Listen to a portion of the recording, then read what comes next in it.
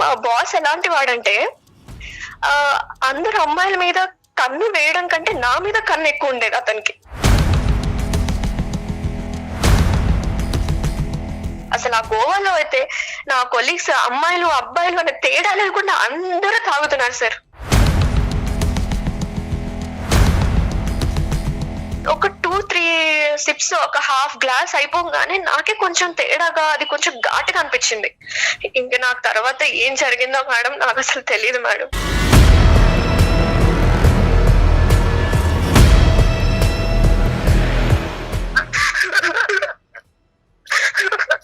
చెప్పినా ఏంటమ్మా ఏం జరిగింది సహస్ర? నాకు తెలియకుండానే నా నోటీస్ లో లేకుండానే నేను ప్రెగ్నెంట్ అయ్యాను సార్.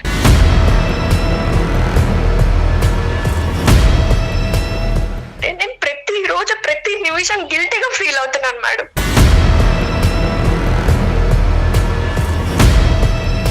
ఈ ప్రెగ్నెన్సీ గురించి అమ్మా నాన్నకి చెప్పావమ్మా? ఎవరికి తెలీదా? లేదు సార్, ఎట్లా చెప్తాను సార్, వాళ్ళు తలెత్తుకోకుండా ఉంటారు సార్, నేను ఎలా చెప్పగలను?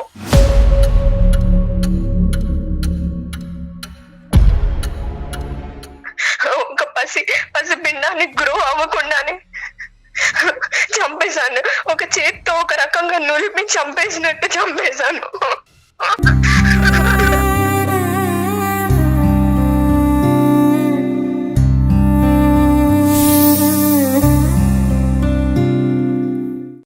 సుమన్ టీవీ ప్రెజెంట్స్ అందమైన జీవితానికి స్వాగతం. నమస్తే కళ్యాణ్ గారు. నమస్తే జయ గారు. కళ్యాణ్ గారు, సహస్ర అనే ఒక అమ్మాయి మనకి మెయిల్ చేసిందండి.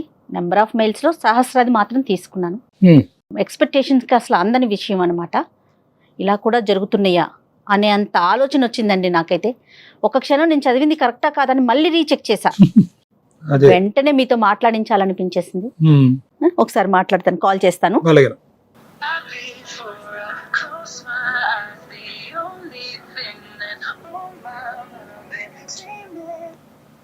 హలో హలో, సహస్ర అండి? అవునండి. సుమన్ టీవీ అందమైన జీవితం ప్రోగ్రామ్ నుంచి కాల్ చేస్తున్నానండి. మేడం, హాయ్ మా. నమస్తే. నమస్తే సహస్ర. మీ మెయిల్ రీసెంట్ గానే చూసాను కానీ వెంటనే మీతో మాట్లాడాలి, డెఫినెట్ గా డాక్టర్ గారి సలహా మీకు చాలా అవసరం అనిపించింది సహస్ర, నాకైతే పర్సనల్ గా. రైట్, ఒకసారి కళ్యాణ్ గారితో మాట్లాడండి. నమస్తే సార్. నమస్తే అమ్మా. పేరు సహస్ర అమ్మా? నా పేరు సహస్ర సార్. నాకు 24 years సార్ నాది ఏజ్. ఓకే, చెప్పమ్మా. నాకు చాలా చాలా గిల్టీగా ఉంది మేడం, చాలా బాధగా ఉంది. అసలు బాధపడకమ్మా, బాధపడకు. చెప్పమ్మా దేని గురించి గిల్ట్?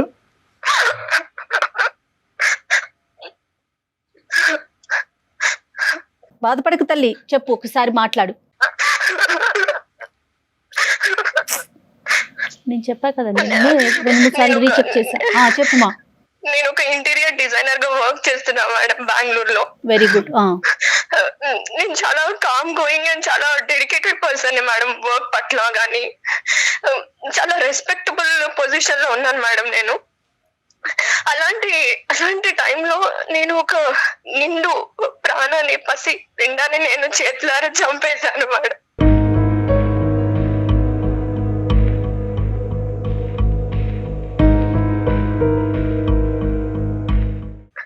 ఒక పసి పిండాన్ని గ్రో అవ్వకుండానే చంపేశాను. ఒక చేత్తో ఒక రకంగా నులిపి చంపేసినట్టు చంపేశాను.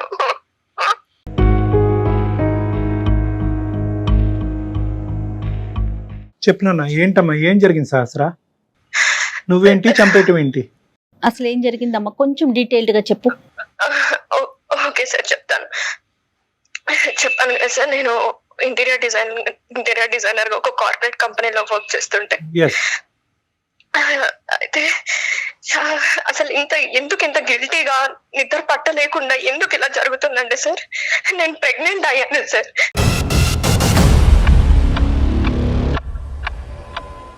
నాకు తెలియకుండానే నా నోటీస్ లో లేకుండానే నేను ప్రెగ్నెంట్ అయ్యాను సార్.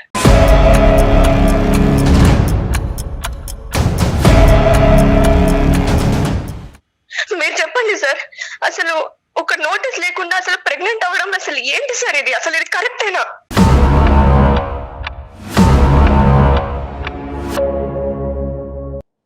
కరెక్టా రాంగా కాదమ్మా, అసలు ఎలా జరిగింది?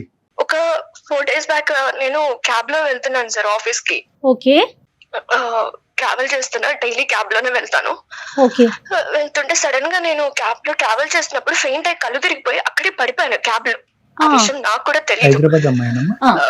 సో మా క్యాబ్ డ్రైవర్ సడన్ గా నన్ను తీసుకెళ్లిపోయి హాస్పిటల్ కి షిఫ్ట్ చేసేసాడు. అక్కడ హాస్పిటల్ కి వెళ్ళి అడ్మిట్ అయిన తర్వాత కొంచెం సేపటికి నాకు డాక్టర్స్ కానీ అక్కడ నర్సెస్ కానీ కంగ్రాచులేషన్ అని చెప్తున్నారు నాకు. ఏమైంది, నాకెందుకు కంగ్రాచులేట్ చెప్తున్నారు మేడం మీరు? What I have done? నాకెందుకు? నేను హాస్పిటల్లో ఉండడం ఏంటి, నేను కళ్ళు తిరిగి పడిపోవడం ఏంటి అని వాళ్ళని క్వశ్చన్ చేశాను. లేదమ్మా ఇదిగో నీ రిపోర్ట్స్, ఇలా నీ బ్లడ్ శాంపిల్స్ మేము టెస్ట్ చేసాము, ఇదిగో నీ రిపోర్ట్స్, ప్రెగ్నెంట్ అయ్యావు, పాజిటివ్ వచ్చింది అని చెప్పారు. నేను పాజిటివ్ అవ్వడం ఏంటి, మీరు ఎవరి రిపోర్ట్స్ ఎవరికి తెచ్చిస్తున్నారు? Might be reports mismatch అయిపోయాయేమో, వేరే వాళ్ళ రిపోర్ట్ సినిమాలో చూపించినట్టు వాళ్ళ రిపోర్ట్ నాకు ఇచ్చారేమో, ఒకసారి చూసుకోండి అని వాళ్ళ మీద గోల పెట్టేశాను మేడం. లేదమ్మా ఇది నీ పేరే, చూడు సహస్ర ఉంది, నీ ఏజ్ ఉంది, మీ క్యాబ్ డ్రైవరే అడ్మిట్ చేశారు. ఓకే లేదు ఇది నాది కాదు అని నేను అక్కడ అల్లరి చేసేసి నేను ఇంకా వెంటనే రిటర్న్ అయిపోయాను నా రూమ్ కి. నేను ఉండే హాస్టల్లో, బెంగళూరులో హాస్టల్లో ఉంటాను, నేను వెళ్ళిపోయాను. ఓకేమ్మా. అసలు రూమ్ కి వెళ్ళి ఏడుస్తున్నాను మేడం, బాధపడుతున్నాను. నేను చేయడం ఏంటి, నేను ప్రెగ్నెంట్ అవ్వడం ఏంటి, నా శాంపిల్స్ టెస్ట్ చేసి నేను పాజిటివ్ అవ్వడం ఏంటి అని కంగారు పడుతున్నాను మేడం. నిద్ర పట్టట్లేదు నాకు. అసలు ఏం జరిగింది మొత్తం మళ్ళీ ఒకసారి నేను టెస్ట్ చేసుకున్నాను మేడం. టెస్ట్ చేసుకుంటే మళ్ళీ ప్రెగ్నెన్సీ పాజిటివ్ వచ్చింది.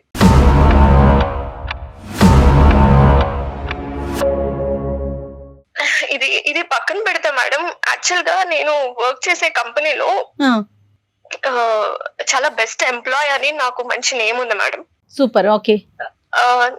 నేను చెప్పాను కదా, నాతో పాటు నా టీమ్ లో నేను వేసేది creative interior designing, creative work madam. నాదంతా ఆలోచనలు కానీ ఇవన్నీ క్రియేటివ్ ఆర్ట్ రిలేటెడ్ ఉంటది. నేను పనిచేసే 9 మందిలో నా టీమ్ లో నేనే ఒక best person. Okay.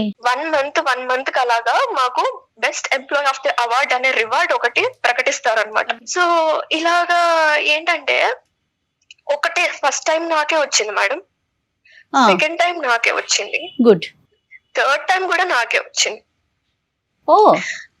So 3 times నాకే వచ్చింది. మా టీమ్ యాక్చువల్ గా మా బాస్ ఎలాంటి వాడంటే అందరు అమ్మాయిల మీద కన్ను వేయడం కంటే నా మీద కన్ను ఎక్కువ ఉండేది అతనికి.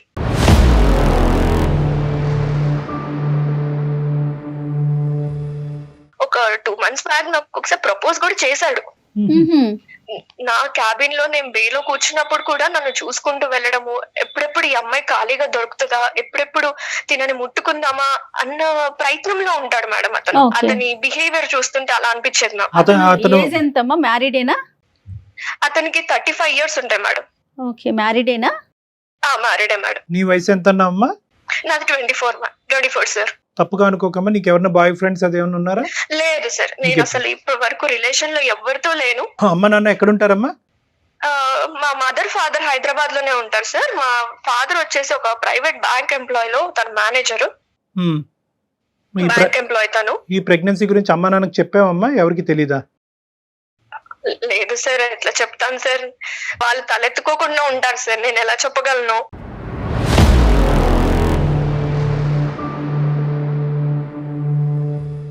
ఎవరితోనే షేర్ చేసుకున్నారా? మాకే ఫస్టా? మీకే ఫస్ట్ చెప్తున్నాను సార్, ఎందుకంటే నా బాధని చెప్పుకోలేక ఎవరితోటి, కొలీగ్స్ తో కానీ ఎవరితో చెప్పుకోలేక మళ్ళీ నన్ను డిగ్రేడ్ చేసి మళ్ళీ నన్ను వేలెత్తి చూపుతారని ఎవరికి చెప్పుకోలేదు సార్ నేను. ఈ బాస్ సంగతి కొద్దిగా చెప్పమ్మా.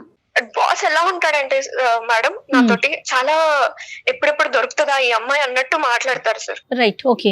ఎప్పుడు చూసినా బాస్ ని పొగడ్డం, ఆ భజన చేస్తూనే ఉంటారు వీళ్ళందరూ, మిగతా ఎంప్లాయీస్ అంతా, మీ టీమ్ మెంబర్స్ అంతా. ఎందుకంటే ఆ ఎంప్లాయీస్ మైండ్ సెట్ ఎలా ఉంటదంటే ఇంక్రిమెంట్ కొట్టేయాలి, ఒక నెక్స్ట్ ప్రమోషన్ కి వెళ్ళాలి, ఆ బాస్ హెల్ప్ ఉంటేనే కదా మనం వెళ్ళేది అన్న మైండ్ సెట్ తోటి ఎప్పుడు ఆయన చుట్టూ భజన చేస్తూ ఆయన లంచ్ కి తీసుకెళ్లడం, డిన్నర్ కి తీసుకెళ్లడం ఇలా చేస్తూ ఉంటారు మేడం. వీళ్ళు నాకు 1, 2, 3 థర్డ్ టైం వరకు ఇలా రివార్డ్స్ వచ్చాయి కదా మేడం. మాకు ఎలా ఉంటదంటే ఒక్కసారికి ₹1,00,000 ఇస్తారు మేడం, 1 lakh ఒక రివార్డ్. బోనస్. నా శాలరీ ఏంటంటే మేడం, నాకు 75,000 శాలరీ. ఓకే. నాకు బోల్డ్ అన్ని ఈఎంఐలు ఉన్నాయి. ఒక ఈఎంఐలకి నాకు 47,000 అయిపోతుంది మేడం. ఓ ఇంకా బెంగళూరులో ఉండడానికి ఖర్చులు అవన్నీ నేను చూసుకుంటాను, కొన్ని ఇంటికి పంపిస్తూ ఉంటాను. ఓకేమా. ఈ ఎంప్లాయీస్ అందరూ ఏమైపోయారంటే మేడం, వీళ్ళందరూ కలిసి సహస్ర ఒక మంచి పొజిషన్ కి వచ్చేస్తుంది, ఇంక్రిమెంట్ల మీద ఇంక్రిమెంట్లు వస్తున్నాయి అని జెల్లస్ పట్టుకున్నారు మేడం నన్ను చూసి. ఓకే. ఏంటి సహస్ర పార్టీ బాబా, నీకు ఫస్ట్ టైం వచ్చింది 1 lakh, సెకండ్ టైం వచ్చింది, థర్డ్ టైం కొట్టేసరికి హ్యాట్రిక్ కొట్టేసావు నువ్వు, అసలు నువ్వు చాలా గ్రేట్, నీకు 4 months సాలరీ కలిసి వచ్చేసింది, పార్టీ కావాలి మాకు, చాలా పెద్ద పార్టీ కావాలి, అసలు సరిపోదు మాకు ఇది అంటే, సరే పదండి లంచ్ కి వెళ్దాము, లంచ్ కి తీసుకెళ్తాను అని అన్నాను మేడం నేను. ఓకేమా. సో లంచ్ కి తీసుకెళ్దామా, లంచ్ కి మేము వెళ్ళమా ఏంటి, మేము బాక్సులు తెచ్చుకోలేమా మా ఇంటి నుంచి?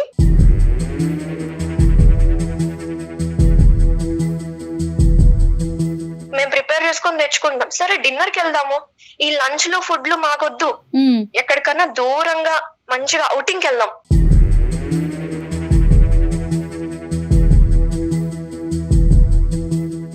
అవుటింగ్ అంటేనే నాకు అక్కడ కొంచెం తేడా కొట్టింది మేడం.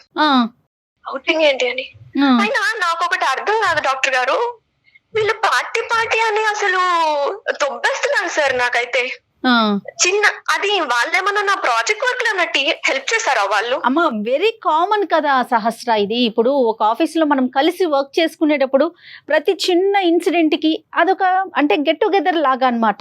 అది పెద్ద భూతద్దంలో చూడాల్సిన విషయం కాదేమో తల్లి. కార్పొరేట్ కల్చర్ లో పార్టీ ఇవ్వడం కామనే, అందుకోసమే నేను లంచ్ కి వెళ్దాము, మన టీం అందరం వెళ్దాము, మన లంచ్ కి వెళ్దాం, మంచి రెస్టారెంట్ లో ఫుడ్ తిందాం అని చెప్పాను. వాళ్ళ ఎక్స్పెక్టేషన్ ఏంటమ్మా, వాళ్ళకి ఏం కావాలి? అవుటింగ్ కి వెళ్ళాలి అంతేనమ్మా. సరే మీకు ఏం కావాలి అని అడిగితే, మాకు మంచిగా గ్రాండ్ పార్టీ కావాలి, అవుటింగ్ కి వెళ్దాము, గోవా వెళ్దాము అని అన్నారు. గోవా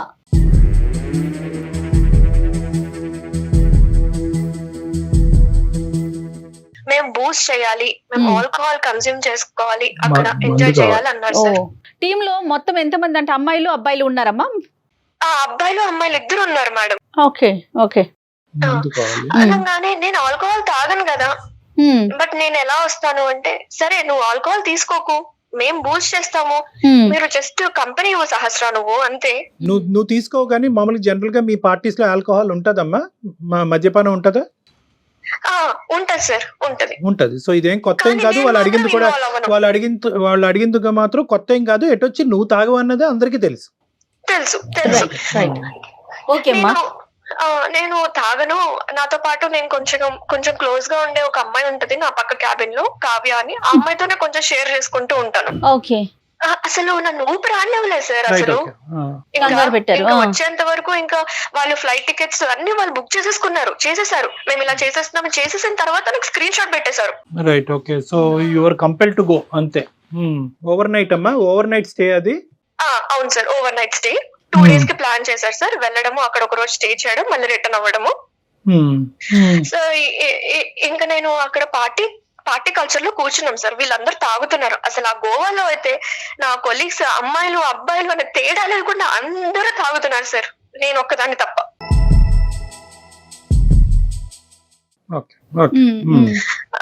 ఇంకా నాకు అయితే ఒక స్ప్రైట్ బాటిల్ ఇచ్చారు సార్.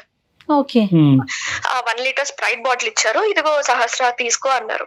స్ప్రైట్ బాటిల్ ఇచ్చినప్పుడు స్ప్రైటే కదా అని నేను ఏం చేశానంటే, ఇది సీల్ ఉందా లేదా అని కూడా చెక్ చేసుకున్నా సార్. సీల్ ఉందా? ఇది సీల్డ్ బాటిలా కాదా అని చెక్ చేసుకుంటే సీల్ ఉంది సార్. ఎందుకు మీకు డౌట్ ఉండిందా సహస్ర? ఆల్రెడీ వాళ్ళు ఏమన్నా ఆల్కహాల్ కలిపారని? ఈ రోజుల్లో అది కామన్ కాబట్టి అమ్మాయి ఏమనుకుందంటే ఏమైనా లిక్విడ్ ఏమైనా రిమూవ్ చేసి కలుపుంటారేమో, సీల్ ఉంటే కనుక తిరగలేదు కదా అనుకుంది. Right sir, exactly. ఒక 2-3 సిప్స్, ఒక హాఫ్ గ్లాస్ అయిపోగానే నాకే కొంచెం తేడాగా, అది కొంచెం ఘాటుగా అనిపించింది.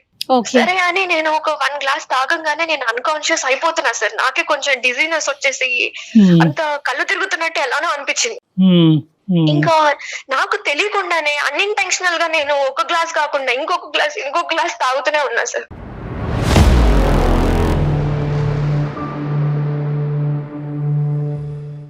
అలా నాకు వాళ్ళు ఇంటెన్సిఫై చేశారు సార్, అలాగా తాగిచ్చేలాగా, తాగు అన్నట్టు వాళ్ళు తాగుతూ నాకు పోస్తున్నారు. అయితే నేను ఆ సబ్ కాన్షియస్ అయ్యే టైంలో నేను చూసుకుంటే ఏంటంటే ఆ టేబుల్ మీద కొంచెం కొంచెం స్ప్రైట్ లో నుంచి కారుతున్నట్టు, ఎవరో ఒక బాటిల్ ఒలకపోస్తే, గ్లాస్ తెలియకుండా ఒలకపోస్తే టేబుల్ మీద అంతా ఎలా స్ప్రెడ్ అయిపోతుందో మేడం, అలా స్ప్రెడ్ అయిపోయింది ఆ టేబుల్. బాటిల్ నుంచి లీక్ అవుతుందమ్మా? బాటిల్లో లీకేజ్ ఉంది.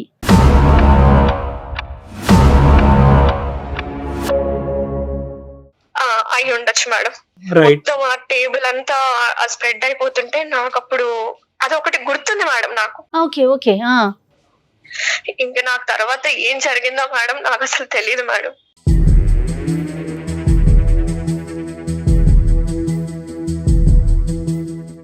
ఏం జరిగిందని ఆలోచించుకుంటే నేను రీసెంట్ టైమ్స్ లో ఎవరెవరిని కలిసాను, ఎవరెవరు నన్ను కలిసారు అని ఆలోచించుకుంటే గోవాకి గుర్తొచ్చింది మీకు. ఈ బాస్ కూడా వచ్చాడా? బాస్ కూడా వచ్చారమ్మా? నాకు తెలియదు మేడం మీరు అన్నట్టు. అయితే నాకు కూడా ఇలాగే డౌట్ వచ్చింది మేడం, ఇలాగే బాస్ కూడా వచ్చాడా ఏంటి అని. అయితే నేను చెప్పాను కదా మేడం, నా పక్క బేలో ఉండే కావ్య అనే అమ్మాయి నాకు కొంచెం క్లోజ్ గా ఉంటది కాబట్టి నాకు జరిగిన తర్వాత వెళ్ళిపోయాను ఇంటికి. మొన్న వెళ్ళి తనని కలిసి చెంపబెట్టి ఒక్కటి కొట్టేశాను మేడం గట్టిగా. అసలు ఏం జరిగింది నువ్వు చెప్తావా చెప్పవా, ఆ రోజు ఏం జరిగింది, నన్ను ఏం చేశారు, నేను తాగిన తర్వాత అన్కాన్షియస్ అయ్యా, అక్కడి వరకే నాకు గుర్తుంది, తర్వాత ఏం చేశారు నన్ను చెప్తావా చెప్పవా అని బతిమలాడుకున్నాను మేడం. తర్వాత అమ్మాయి అసలు నోరిప్పట్లేదు, ఏం చెప్పట్లేదు మేడం అసలు. సో తనకి అంతా తెలిసేమో అని నేను ఇంకా తన కాళ్ళు కూడా పట్టుకున్నా మేడం, చెప్పమ్మా ప్లీజ్ ఏమైంది అని. అప్పుడు తను ఓపెన్ అప్ అయింది మేడం నా బాధను చూడలేక. ఓకే. అవును సహస్ర, పార్టీకి వెళ్ళాము, తర్వాత నిన్ను ఒక రూమ్ కి తీసుకెళ్లారు, షిఫ్ట్ చేశారు.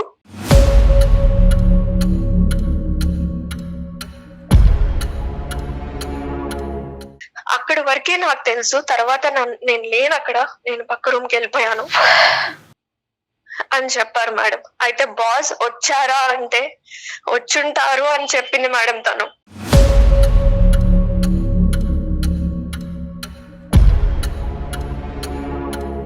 కదమ్మా, ఒక సీల్ తీనటువంటి బాటిల్ నుంచి ఎలా మిక్స్ చేస్తారమ్మా? నా అనుమానం అయితే ఆ టేబుల్ అంతా కారిపోయింది కాబట్టి సీల్ బాటిల్ అయితే అలాగే ఉంది సార్, కానీ ఏమన్నా ఇంజెక్ట్ చేసి ఉంటారనా? అయి ఉండొచ్చు సార్, ఇంజెక్ట్ చేసి ఉంటారు.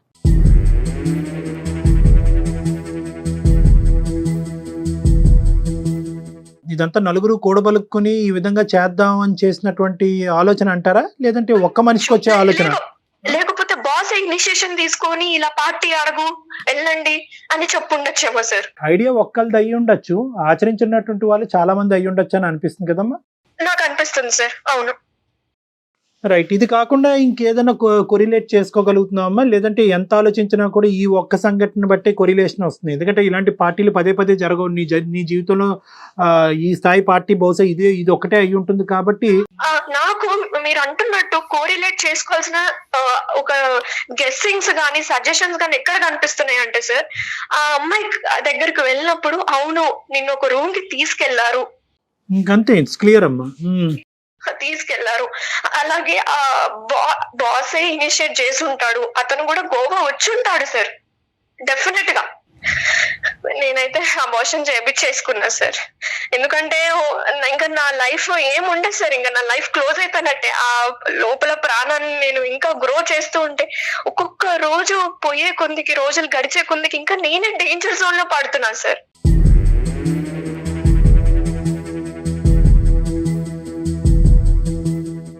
నేను మీకు ఎందుకు మెయిల్ చేశానంటే మేడం, నేను ప్రతి రోజు ప్రతి నిమిషం గిల్టీగా ఫీల్ అవుతున్నాను మేడం. నాకు అన్నం తినబుద్ధి కావట్లేదు, ఏం చేయబుద్ధి కావట్లేదు, ఒక్కదాన్నే రూమ్ లో ఉండి ఏడ్చుకుంటూ బతుకుతున్నాను మేడం. ప్రతి నిమిషం ఏదైనా పని స్టార్ట్ చేసినా సరే నాకు అదే గుర్తొస్తుంది.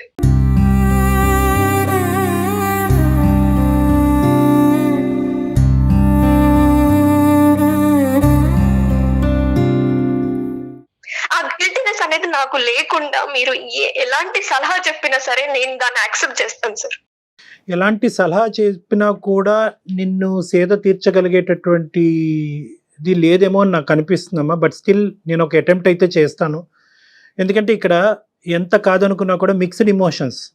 ఒకటి వద్దు అనుకున్నా కూడా ఒక పార్టీకి వెళ్ళటం, పార్టీలో ఒక అనూహ్యమైనటువంటి పరిస్థితుల్లో లిటరల్గా చెప్పాలి అంటే నిన్ను చేశారు.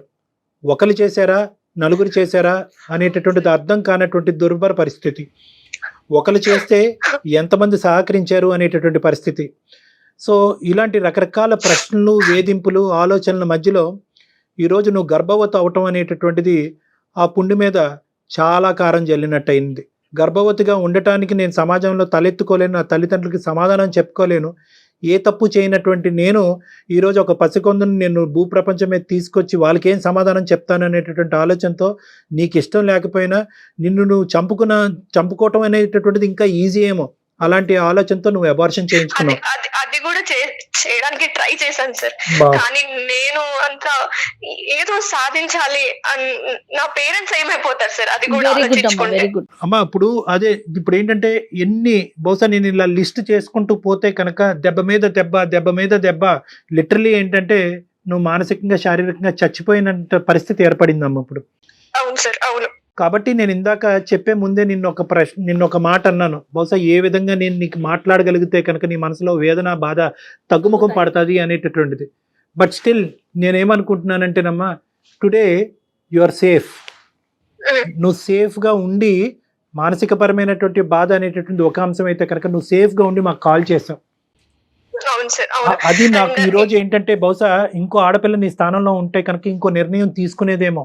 ఆలోచన వరకే కాదు, అది ఏంటంటే అది ఆచరించేటటువంటి ప్రయత్నం కూడా, తన ప్రాణాలను తీసుకునేటటువంటి ప్రయత్నం చేసుండేదేమో. ఈరోజు నువ్వు మాకు ఫోన్ చేయటం అన్నది నిజంగా నేను చాలా ఆనందపడుతున్నానమ్మా. Thank you. నిన్ను ఏం చేసుకోకుండా ఈరోజు ఇక్కడైనా నాకు ఒక సలహా సూచన దొరుకుతుందేమో. నా బాధని ప్రధానంగా ఇటువంటి పరిస్థితుల్లో ఒక ఆడపిల్లకి కావాల్సింది ఏంటంటే తన బాధని పంచుకోవాలి, ఓదార్పు పంచుకోవాలి, ముందు మాట్లాడగలగాలి. అసలు ఈ అసహజమైనటువంటి పరిస్థితి నాకైనా ఎవరికన్నా ఉంటది.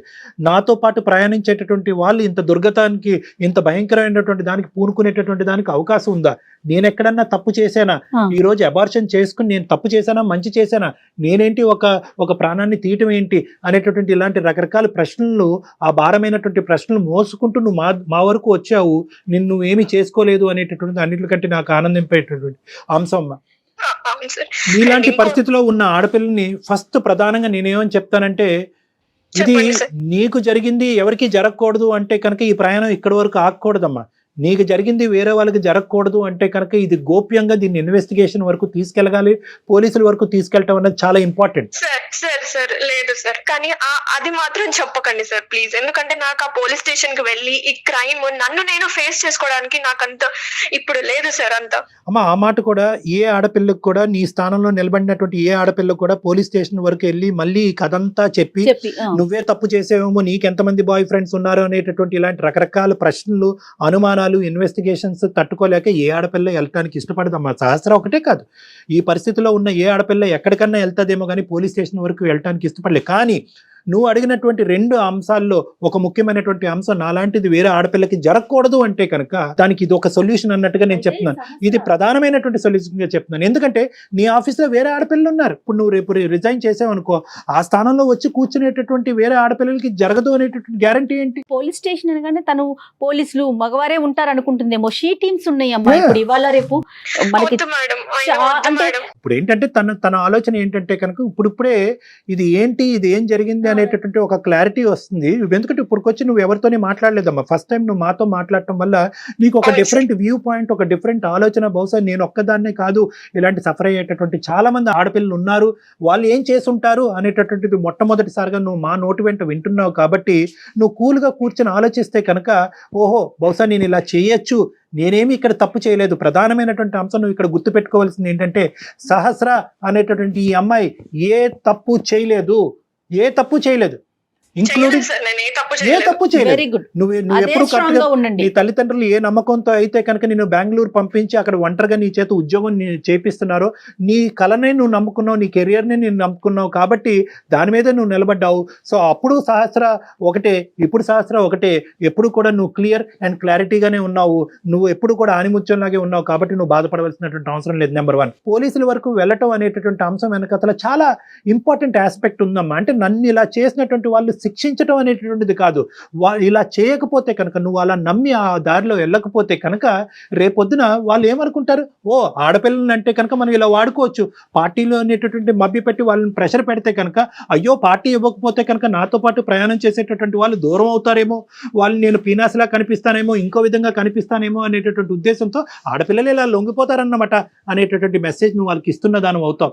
రేపొద్దున ఆడపిల్లల్ని ఏ విధంగా వాడుకోవచ్చు అనేటటువంటి ఆలోచనను వాళ్ళకి ఇస్తున్నావు. రేపొద్దున మనం ప్రత్యక్షంగా కలపకపోయినా, వాళ్ళు మందు కొట్టకపోయినా, తాగకపోయినా కూడా ఇలా మభ్య పెట్టి మాయ చేసి ఈ విధంగా మత్తు పానీయాలు ఇచ్చి ఆడపిల్లను మనం లొంగ తీసుకోవచ్చు అనేటటువంటి మెసేజ్ మనకి ఇస్తున్నాం. ఈ రోజు సహస్ర ఇంది, రేపు ఇంకొక అమ్మాయి అవుతుంది, ఆ ప్లేస్ లో ఇంకొక అమ్మాయి ఉండొచ్చు కదా అనేసి అంటున్నారమ్మా. అందుకోసమే నేను ముందుకు వచ్చాను మేడం. బట్ ఈ పోలీసులు క్రైములు మాత్రం అసలు చెప్పకండి మా వ్యవస్థ చాలా మారింది తల్లి. వ్యవస్థ దయచేసి నా మాట ఒక్కసారి నమ్ము.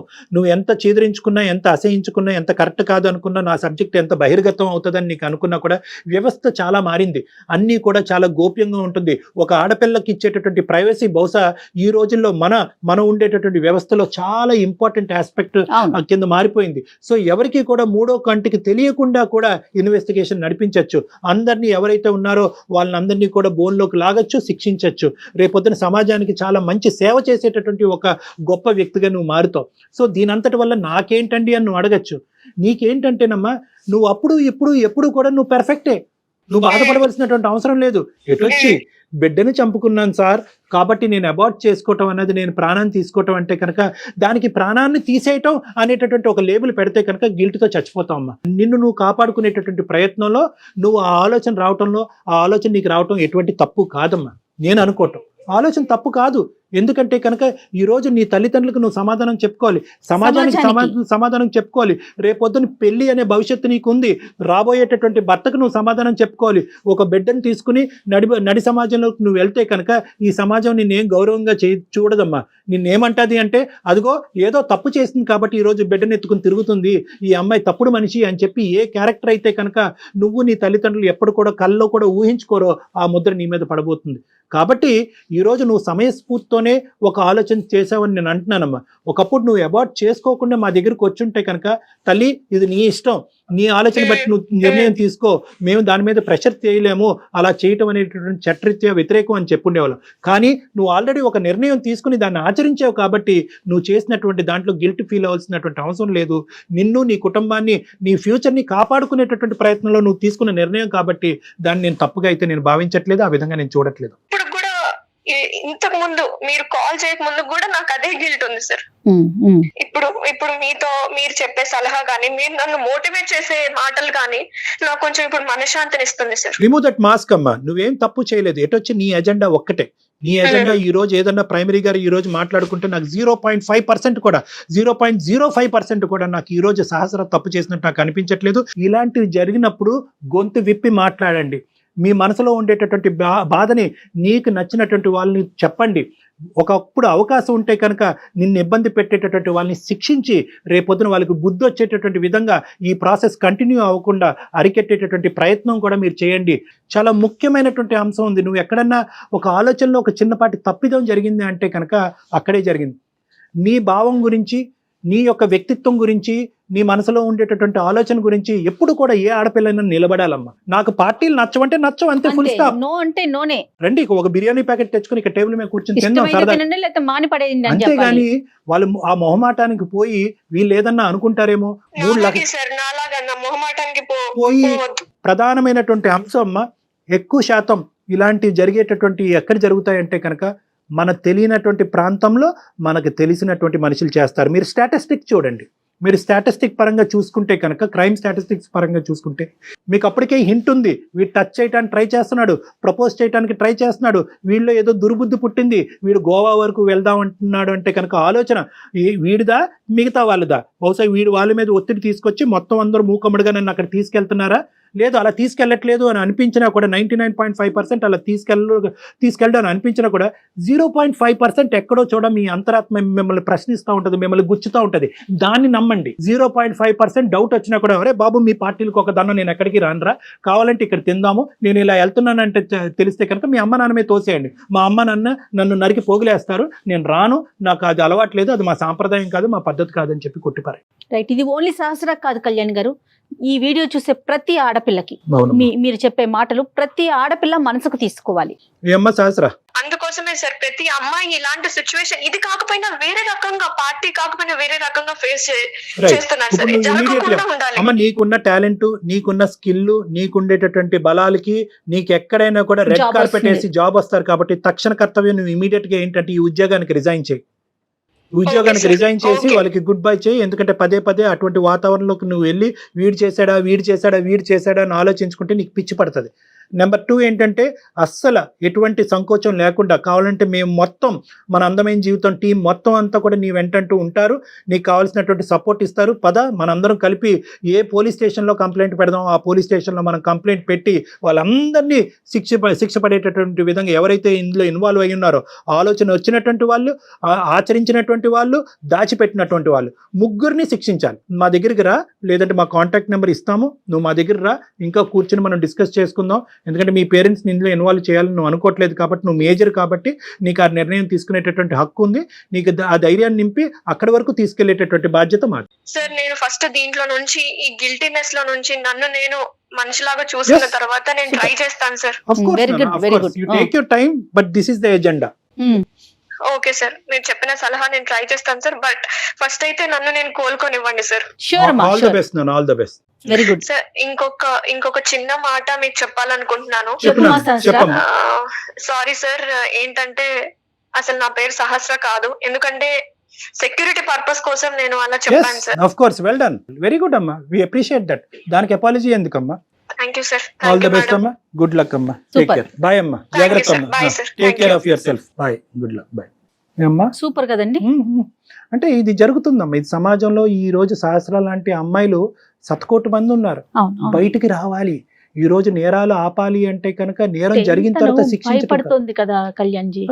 ఎందుకంటే మళ్ళీ నలుగురు వల్ల మళ్ళీ ఏమన్నా రేపు ఫ్యూచర్ లో ప్రాబ్లం రావచ్చేమని. కాకపోతే మనం అనుకున్నట్లుగా చట్టాలు చాలా గోప్యంగా తమ పని చేసుకుంటూ పోతున్నాయండి.